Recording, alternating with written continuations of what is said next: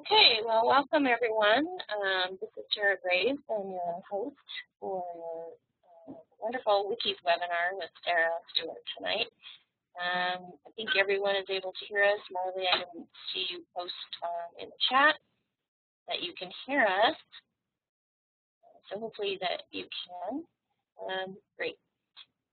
So I'd like to introduce you, Sarah Stewart, and my Wikis webinar.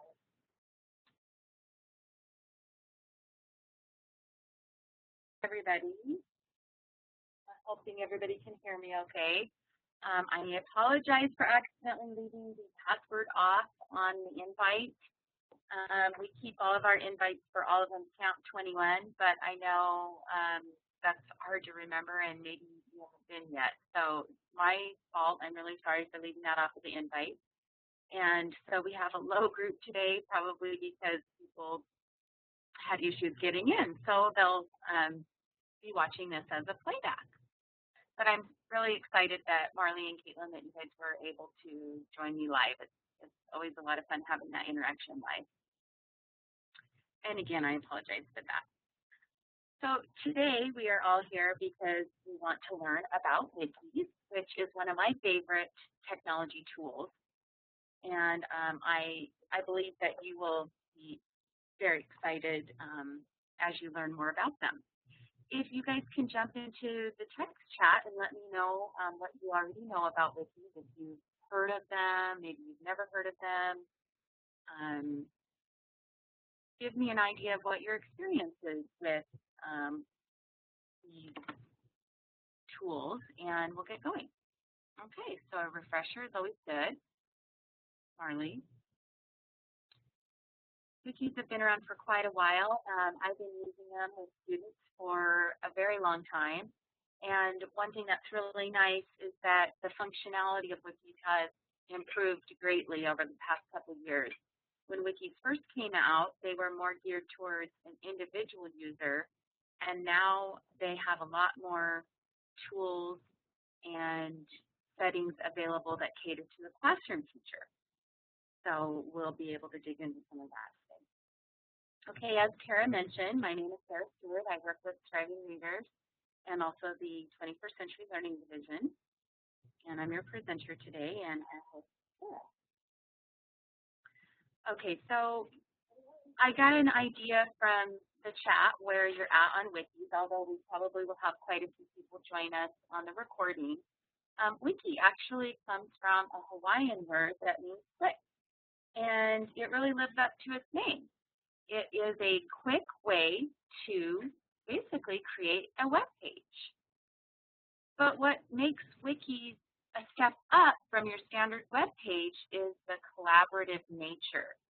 So I like this graphic for helping cement that idea because it shows you a globe and different mice from around the globe. This represents the ability of multiple collaborators to be able to produce and publish content on a wiki. You can have multiple users all publishing and creating information on the same exact project. And typically, a website generally has one author, and your goal is to push information down to your users. So your audience with a website is more just consuming, but with a wiki, it flips that, and you now have the ability to produce information, but your audience also have the ability to produce as well as consume. So you've got producers and consumers. So Marley asked a question, so Edmodo is a wiki. Not exactly. Edmodo does allow for that two-way communication, and it allows you to collaborate with lots of other people, but you're not publishing on one website or one space in cyberspace per se. So hopefully as we dig in a little bit deeper, that concept will become a little bit more concrete. So with a wiki, you've got multiple collaborators, everybody working on not just consuming information that they're seeing on the website, but they're also able to produce and add to the information as well. active consumers and producers. So I want to show you this little video. It's a nice little introduction. Oops. Oh, darn, it's not linking correctly. Okay, give me a moment. I'm just going to pull it up. It's real easy to find.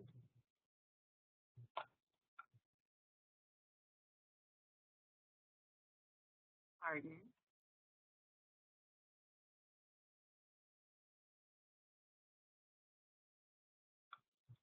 Called Wikis. Can you guys still hear me?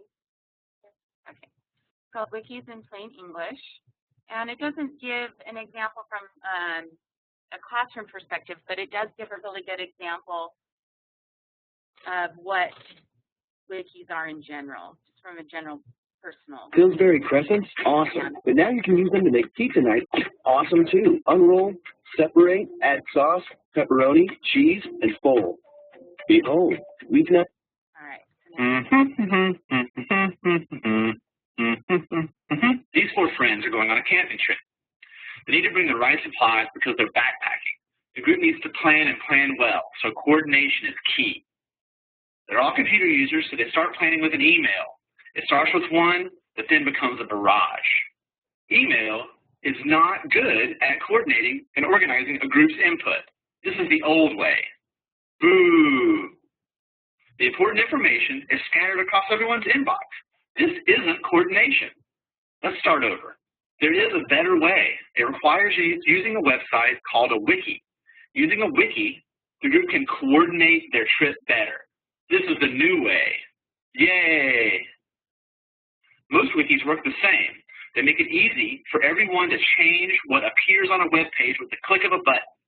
It's as easy as erasing a word and rewriting it. The buttons are really important. There are two that are essential. They are edit and save, and they are always used together. Let's see them in action. Here are our camping friends, and this is a wiki website. Like all wikis, it has an edit button.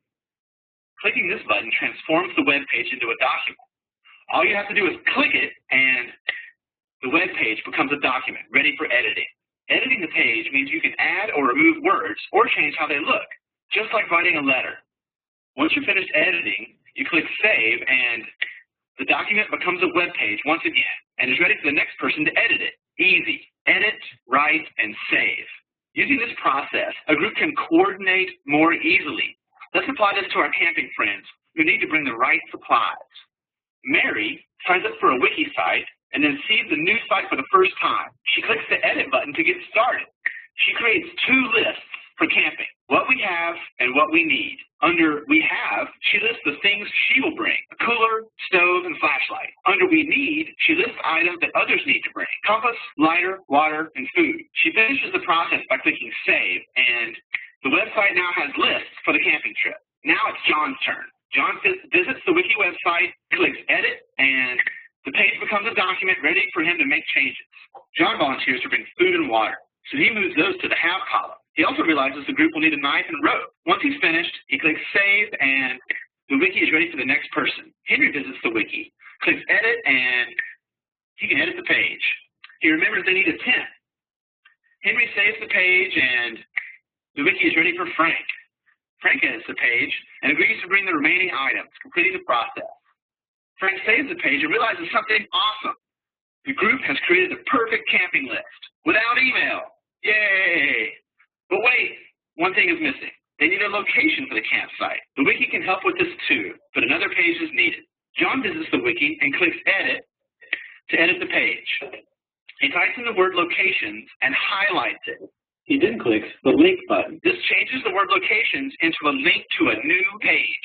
John clicks save, and next, Frank visits the wiki and sees the list and the link to the new page.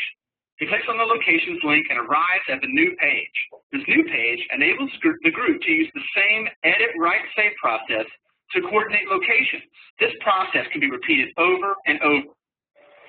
These three buttons, edit, save, and link, make it possible to organize a great camping trip or create the world's biggest encyclopedia.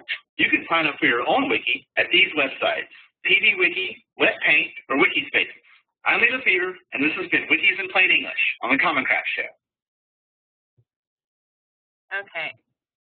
So give me a moment. I'm going to plug my microphone back in because I feel like it sounds a little bit better when I do so. And if you guys can hear me, hopefully everything's picking up good. Okay.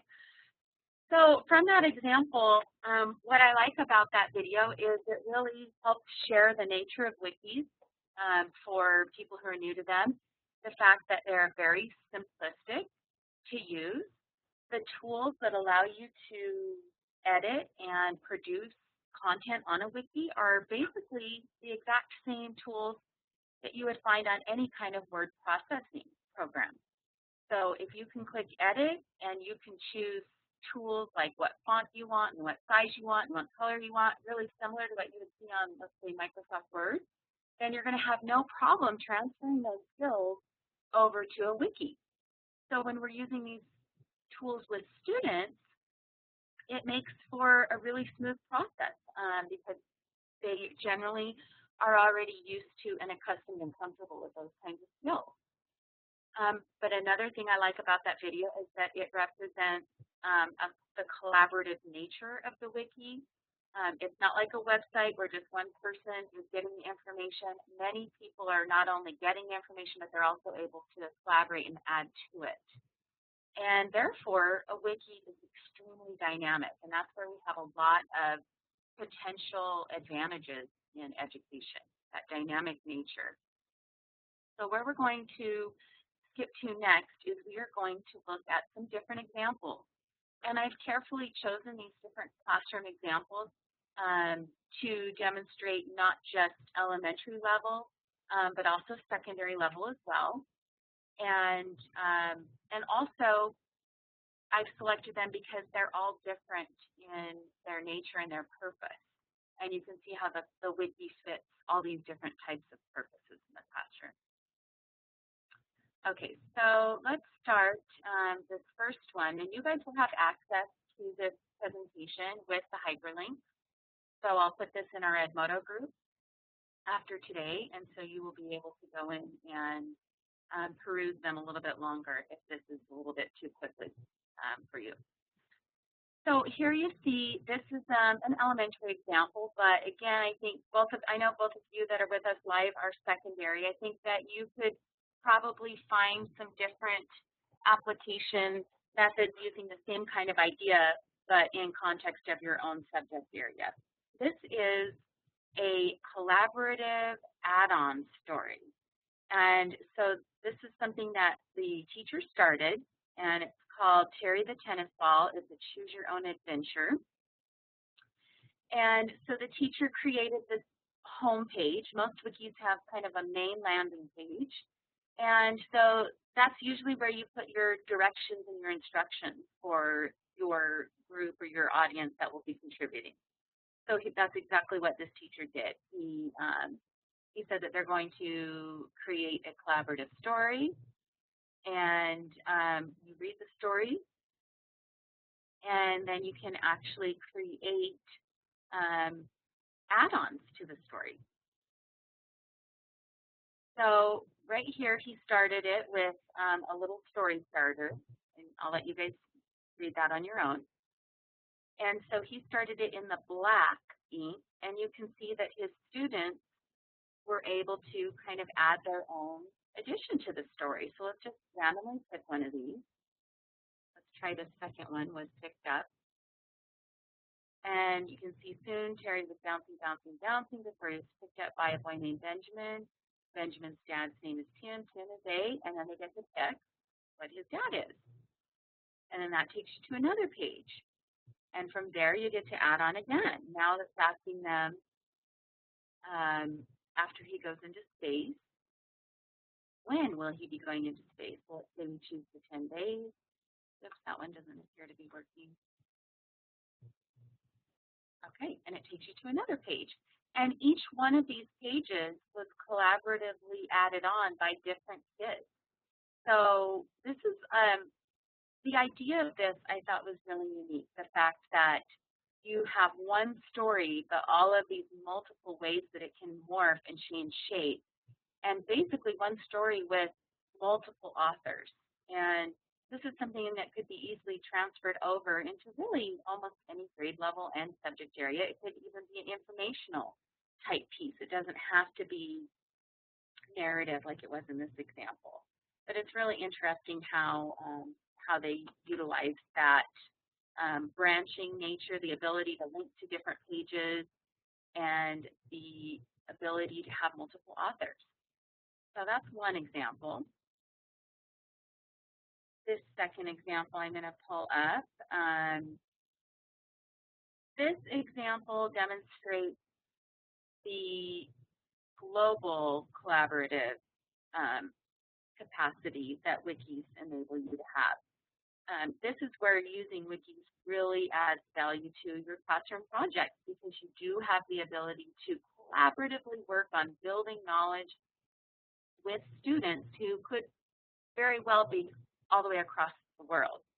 So there is a teacher that runs a flat classroom project, and the Wiki is what they use as their online workshop or sandbox for all of these different student projects to function in. And again, this is linked, but you can see below it has some student research projects, and she sponsors this every year, and they have different topics, and teachers from around the world can say, hey, my class is interested in joining this project, and that's exactly what they do. They join the project, and they collaboratively work on these different topics or essential questions. If you look down, you can see some of the schools that are participating. Canada, there's several from the USA, but they have Canada, Bulgaria, Australia, and China. And so this is a great example of how technology is making something possible that absolutely would not be possible without it. You would not be able to participate collaboratively on a project as interactively as you're able to with a Wiki without this technology. So this really, really adds value. Let's just click on one of these projects to give you an idea. Group 6 was researching globalization and outsourcing.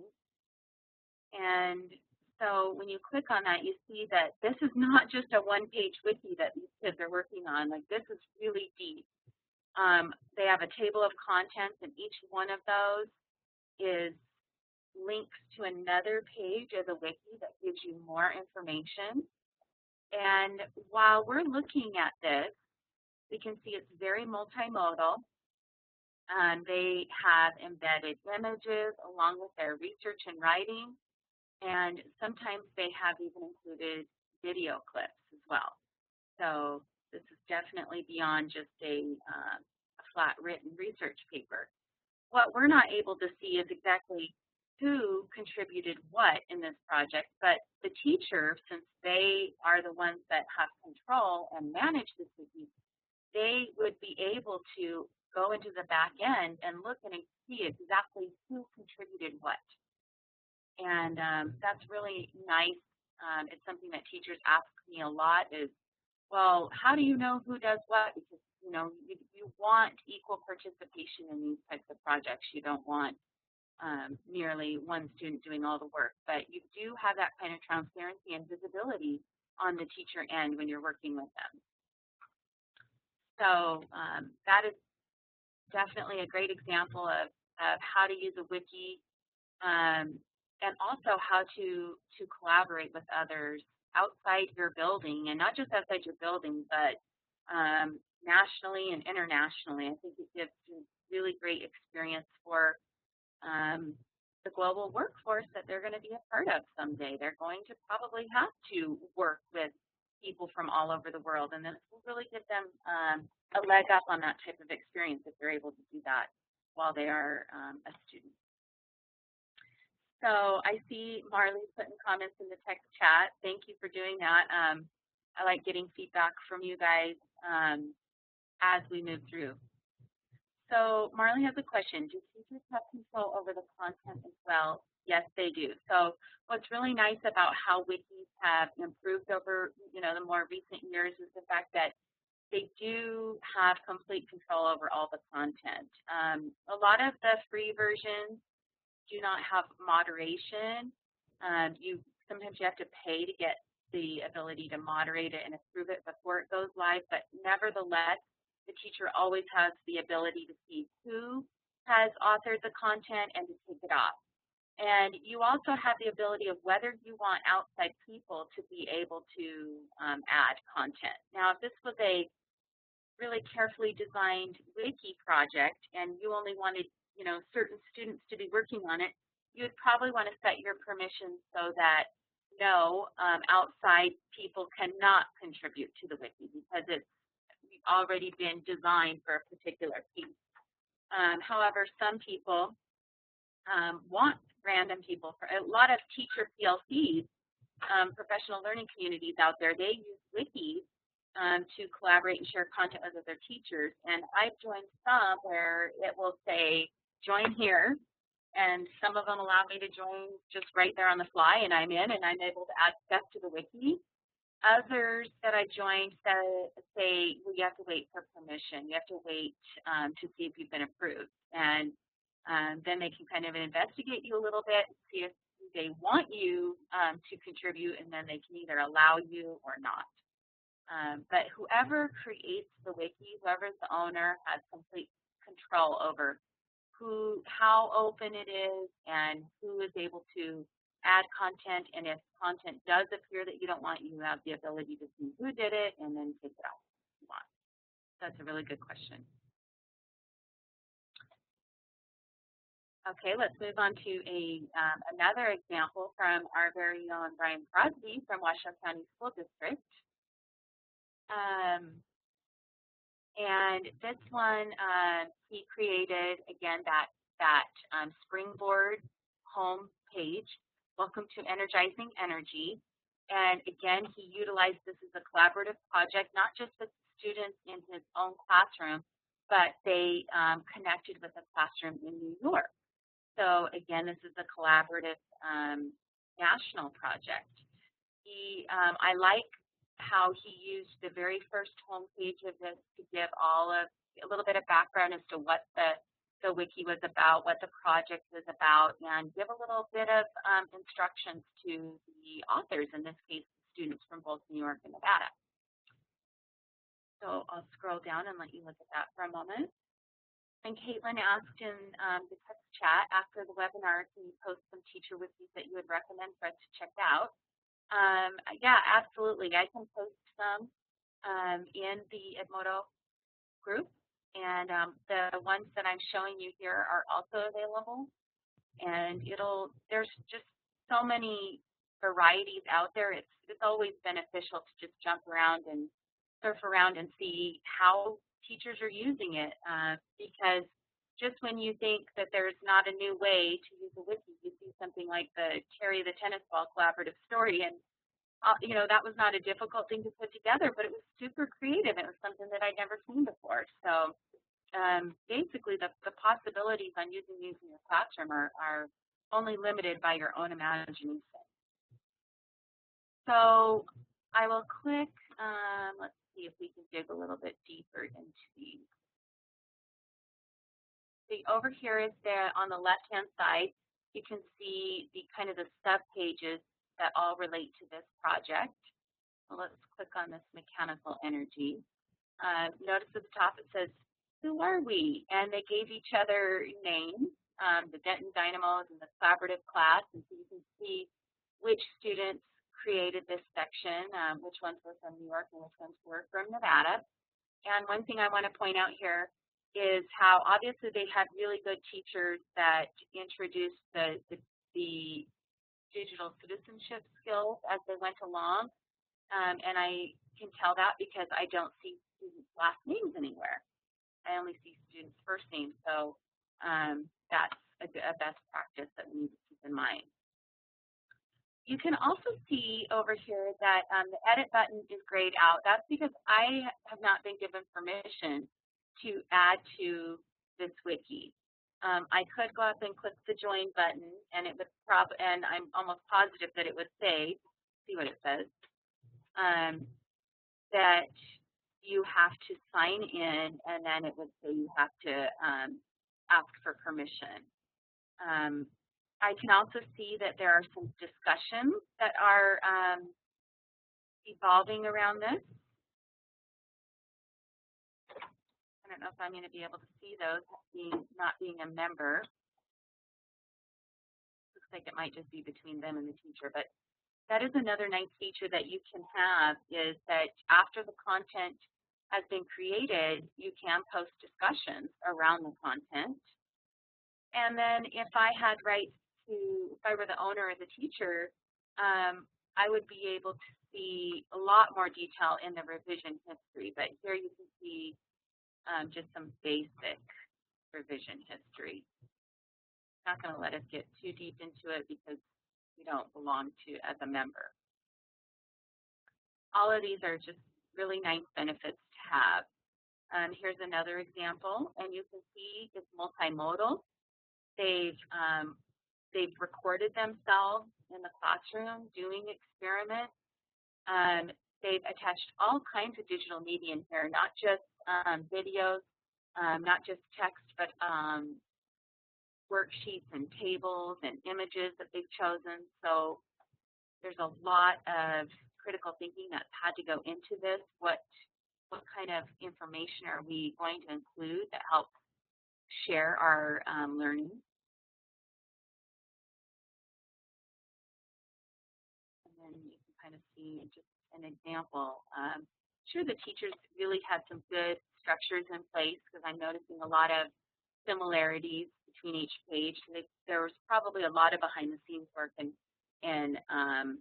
you know, how they were, what information they were to include and how they were going to include it, but yet a lot of freedom for the students as well. So that's another really great example.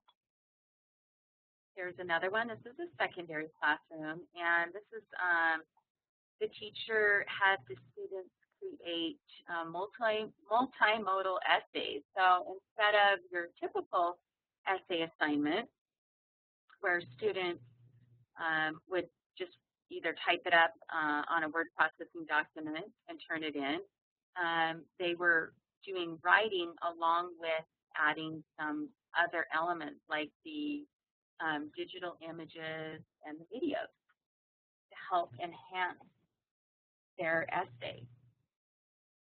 You can see this.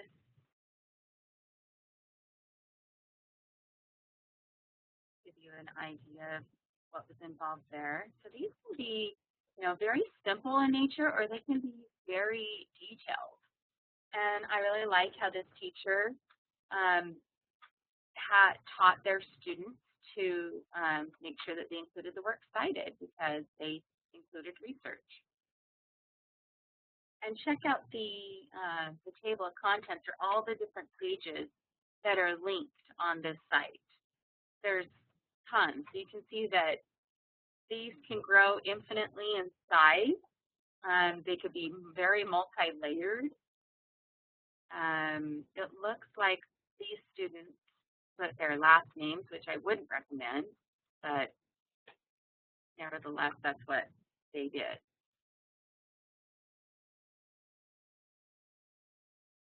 And then I wanted to show you this example. This is from when I was in the classroom, and it was a collaborative in a different way, kind of when Wikis first came out, and I didn't really know or understand how I could get other teachers involved in a project with me, but I still didn't want it to limit my students' ability to get practice collaborating and building and publishing work on a wiki. So what I did is I had them collaborate with people that were in the same school, but in different class periods. So they didn't have the luxury of working face-to-face with a group. They had to collaborate all online in order to meet their project guidelines. And most of, actually all the other wikis that I showed you were produced in Wikispaces. And this was like quite a few years ago. And so Wikis Spaces at that point in time did not have the ability did not have those teacher classroom management tools that I was telling you about. So I chose PB Wiki, or PB Works is what it's called now, because it did have the ability for me to create accounts for students and have a little bit more control. However, Wikis Spaces now has that functionality. So now at least there's two really good tools that I can vouch for that are nice. But you can see how many pages are involved in this. There were lots of different groups. I had lots of different students involved. So just under that tropical rainforest group, I had 1, 2, 3, 4 different groups just on that. So quite a few. Let's see if this is going to load. Okay, so there's one of the pages. So just to give you an idea of what it looked like. And although it looks like this was all created by one person, it was actually all created by 3 different students. They had to go out and not only do their research, but they had to find images. They some of these images aren't showing up anymore. They had to do some of them were better about their sources than others. They had to make sure that they were practicing good digital citizenship and cite their sources. They had to create graphs in Microsoft Excel and learn how to make them into pictures and images and bring the images in. They created these food webs on inspiration and moved those in. So you can use other tools and incorporate them into your wiki. So in this example, the students were not just using the wiki, they were using Microsoft Excel for spreadsheets and graphs. They were using inspiration to create concept maps, all kinds of stuff. And then at the bottom is where you see the comments where they were supposed to go around and probe for more information and be more of an interactive audience. And PB Wiki worked out really nice. What I did was I just created, you can see wiki user 0123. I didn't create their names. I just had a little clipboard and I said, you, John, you're wiki user 123. And then I just recorded that on my clipboard. And they were taught and told that they were only to put their first name on there. And I had full control over the back end so I could see exactly who put what in. So there's some examples. So you can see the different diversity and the different creative ways that you can use it. It's great for writing informative stuff. It's great for writing narrative stuff. It's just a really great way to share your learning and work collaboratively. So Caitlin says, I like that students can use multiple programs. Yep. And as we get into the demo, I'll show you how it's even easier now. Like I said, wikis have gotten way more cool in the last year or two than they've ever been. And everything, it's so much easier now to integrate some of these other tools. All right, so I'd like you guys to take a moment, soak in what you've seen so far, what you've heard, and jump into the chat. What are your thoughts so far? What ideas are spinning around in your head? What questions do you still have?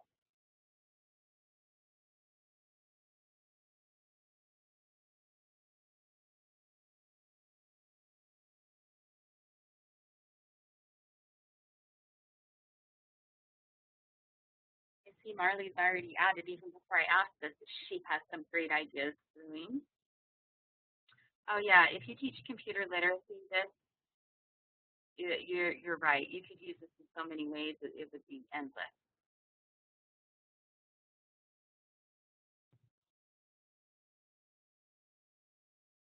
So where we're headed for the rest of the webinar is to actually jump into a wiki and give you a look at kind kind of how to get started and what it looks like when you are creating a wiki and you're getting one set up. This will lead in perfectly for our face-to-face next week, where I want you to come with a project in mind that you can use with your students, and we'll use that time to get it all set up and all the kinks worked out and get everything up and running. So be thinking of an idea. Okay, so I'm going to pull up the second poll. I want you to think of the wiki in the framework of 21st century skills, and I have the slide up right there. You can see the 6 dimensions that we use in our framework for Washoe County School District. And I want you to think of the examples that we just showed, and the poll should be up that says which dimensions of the 21st century learning environment seem to fit best with this school or concept. And I'd like you guys to participate in that. We'll see what dimensions we feel as a group are a good fit.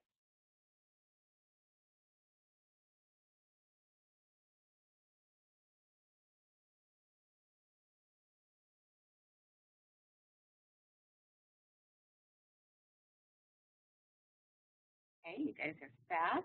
Looks like you're done. The results, let's pull them up.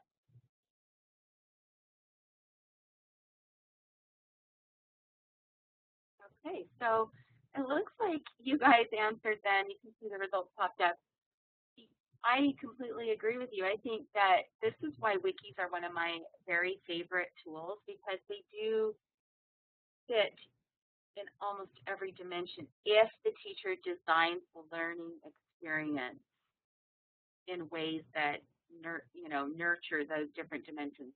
If it's designed to do so, it very, very clearly could work to support all of those dimensions: knowledge construction, real-world problem solving, collaboration beyond belief, especially with that the ability to work with authentic audiences, the use of technology, and it even could be self-regulation, again, depending on how the lesson is designed.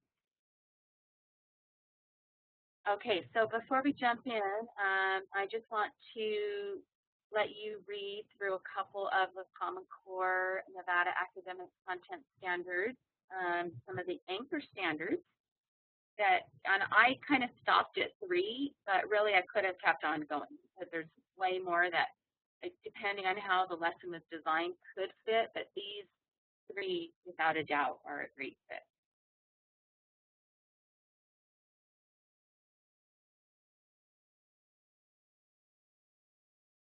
Definitely this one, and I highlighted those words on purpose because the wiki allows you to produce and publish and interact and collaborate very seamlessly. It's almost as if that standard was written perfectly to align with that tool. The next one.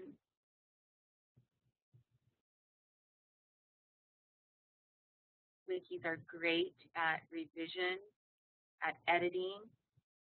Students can actually add comments, or the teacher can go in and add comments on what has been added to the wiki, which makes it a really great tool for peer editing and revising.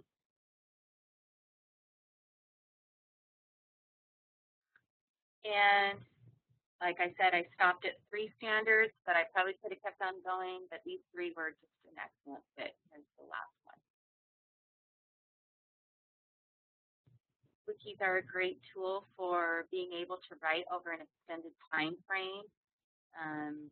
Having that online springboard available to always jump into and continue your writing, and again, linking to different pieces of writing makes that very easy to do. And I also highlighted the word audience because, again, wikis make that a possibility of having a really broad audience. So Marley asked a question, in my opinion, what is the most user-friendly wiki? Well, I've always used PDWorks because it was very user-friendly. It had some features that I really liked, such as being able to create accounts and print out those accounts for my students. but I figured being a person that teaches about Wikis, it's in my responsibility to make sure that I'm comfortable with all the tools that are out there, or at least the other main wiki tool that people tend to use, which is Wikispaces. And I never really used that one before because they didn't have classroom tools, but they, as of last year, added that on. So I've been forcing myself to go in and use Wikispaces, and I would say they're a tie. They both have the exact same features, and they're both very user-friendly. I've chosen to demo Wikispaces. I think just maybe out of a coin toss, just because it's the one that I'm just trying to dig into more to learn more about. But so far, I feel like they're both really comparable. Okay, so what I'm going to do is minimize this, and I'm going to bring up my web browser. And I'm going to bring up Wikispaces. And you can go to wikispaces.com, and on here you can see, tool going here right in the middle, you can see where the join button is. So if you're brand new, you would want to click on that button right there, I'm a teacher, and it pretty much walks you through a very step-by-step, how to set up a teacher account. So that part is very simple. I've already signed up, so I'm not going to walk through all these steps, but just to give you an idea of what it would look like. All right, I am going to log in. I've actually created another one that we're going to use.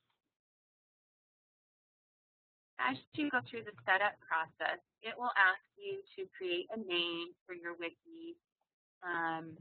And you can create multiple wikis. That's what's nice about it is up here you can see that I'm signed in, and I can click on My Wiki. And under this specific account, I only have one wiki. See if I can get this to come up. 21st Century Division Wiki. And here we go. So in Wikispaces Classroom, this is kind of your main front page. And it has like a little welcome, and it has a little discussion feed. This is a really nice feature because in a way you could use this wiki as a quasi-learning management system, meaning that you can include online discussions in there and have it be separate from your actual wiki pages. That's built in, and you can see that right here in the middle. Get my annotation tools again, and I'll point that out. So right here, these are discussion boards that are built in, which is really nice. Over here, it shows you kind of the different kinds of pages that you can create. Okay, let me get my tool off. You can upload files. You can create pages. So again, remember some of those examples we showed you how there were just a multitude. The pages kept on going and going and going, especially on that collaborative add-on story. Those were all web pages. So this is how you would create a page. You can tag it, especially if it's going to be a really large wiki. You could have kids, you could create a page for each kid, and that could be the tag. You can also create templates, which is nice.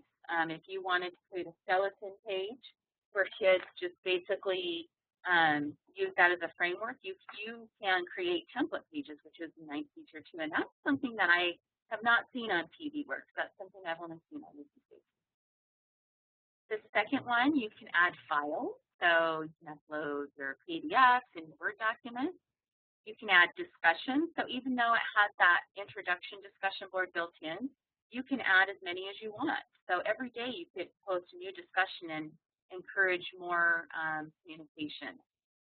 I haven't really used this project or the calendar very much. I think it would be really useful if you were going to robustly use this in your classroom because it allows you to set due dates and calendar different things. I really haven't had any reason to use it, but I'm sure it would be really helpful if you were going to design a project with lots of different benchmarks for kids to meet.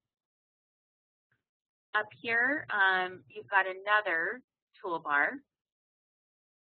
So this is the area where I'm looking now.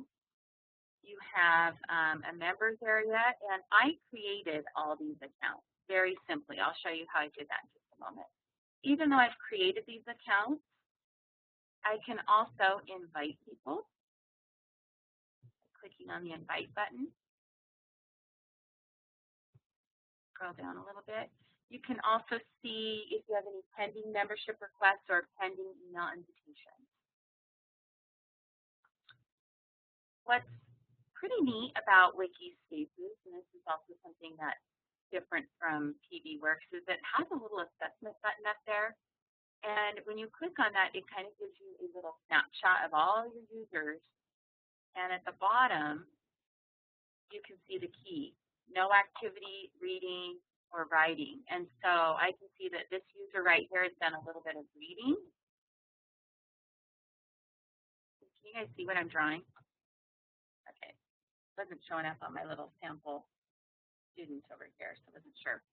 And this is a nice way, without having to spend tons of time digging into the revision history, to get a snapshot view of, who's actually doing the work here, who's writing, who's reading, who's, interacting with the content the way that they're supposed to.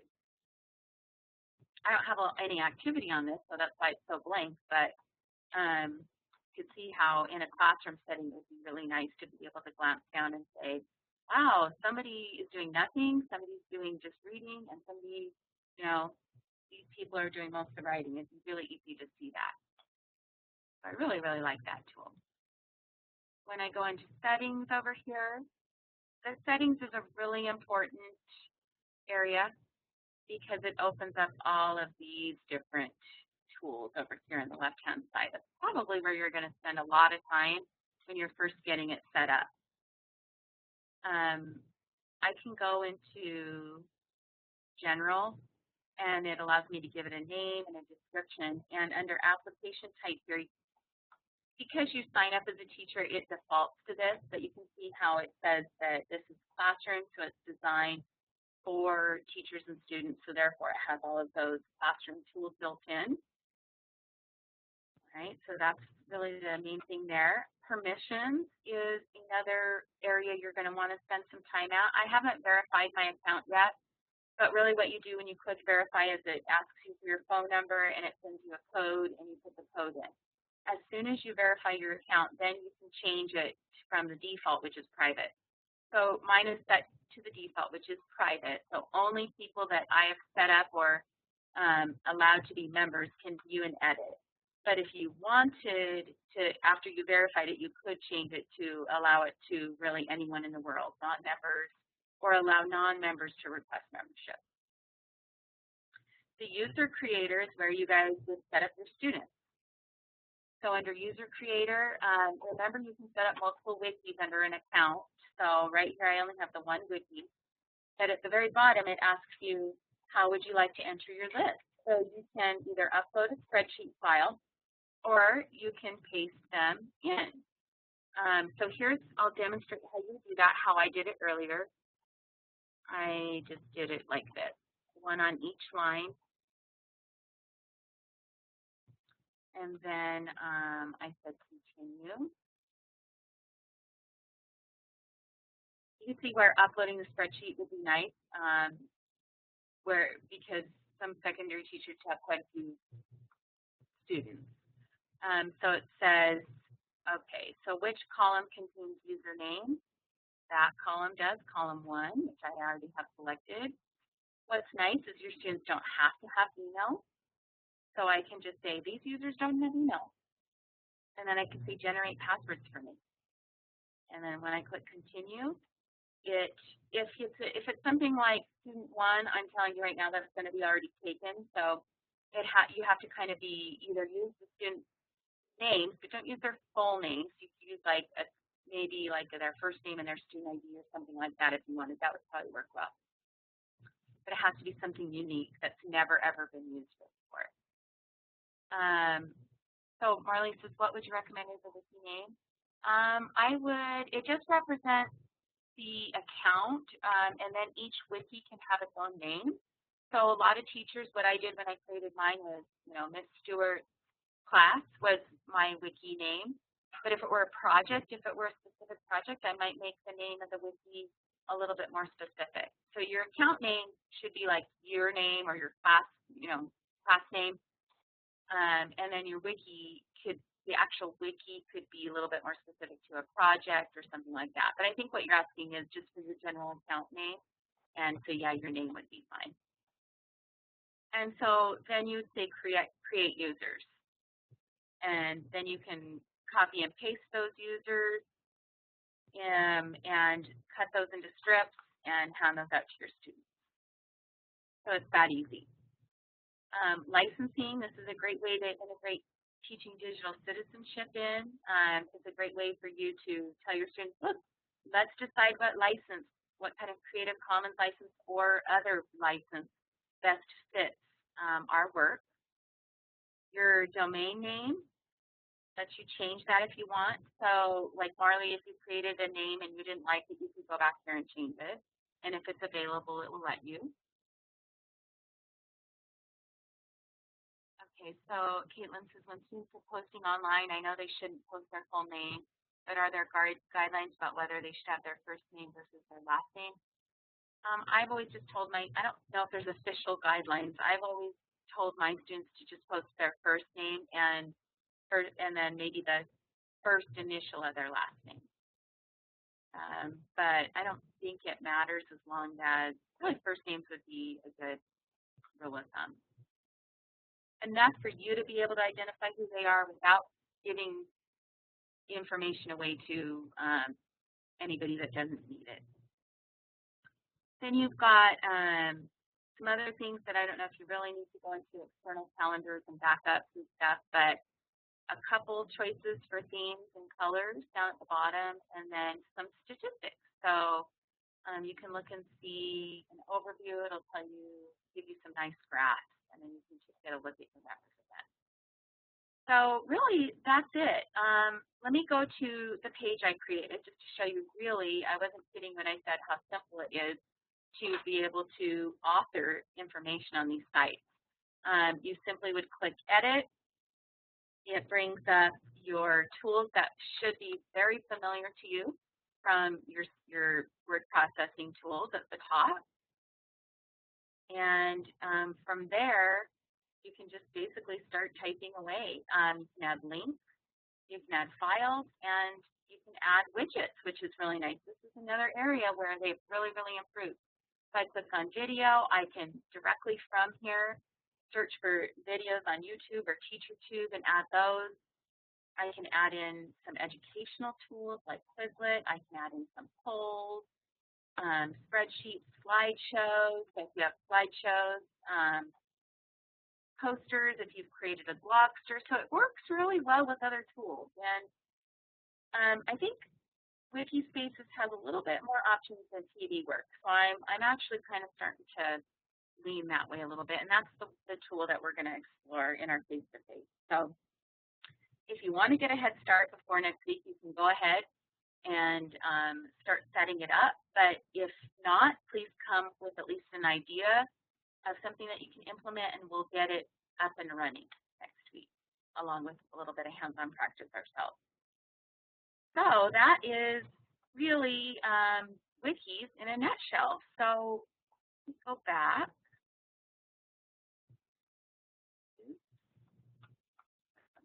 There. Okay. So now I want you to go back to the chat again. Now that we've seen examples and have seen a demonstration, what burning questions do you still have? This will be nice for me to get these questions out because I can address them next week since we're kind of running tight on time. And I may be able to answer them on the fly, depending on how complex they are. Maybe you don't know what your questions are yet, and maybe it's still marinating in your brain, and that's fine too. So that's what Caitlin said. I need some time to explore. I'm the exact same way, Caitlin. Sometimes I just don't know what I don't know at that point in time. I need to explore. So if that's where you guys are at, that's excellent. Make sure you jot down any questions you have and bring them with you to the face-to-face next week. And if I don't know the answer, hopefully between all of our brains we can figure them out. All right, so let's go ahead and continue on. March 6th, which is a week from today, 4 to 5, is our face-to-face at the Nevada Matley Lab. I'll post some examples, and I'll post this presentation and any other resources in our Edmodo group. So make sure you join that prior to the face-to-face if you haven't done so yet. And let's go ahead and pull up our last poll. And it should be visible now. What would you like to explore further? And you know, if you don't know yet, that's fine. You can bring your questions with you. I hope everybody brings at least an idea of a project that you can implement and an idea of how you want that to be structured so you can get it set up next week. But if there's anything else that you want to do in the face-to-face, maybe you really do want to see a demo of PD work, that's something you could put in there, and I could definitely accommodate that. So as soon as you guys are done with that poll, you are excused. So thanks for joining live. I apologize for forgetting the code. I'm glad you guys were able to take it on, and I'm really going to have to bring cookies or something to everybody else because now they're going to have to watch the recording. All right, so enjoy your evening, and thank you. Okay, yes. Thank you, everybody, and thank you, Sarah. Nice job. See you guys next week.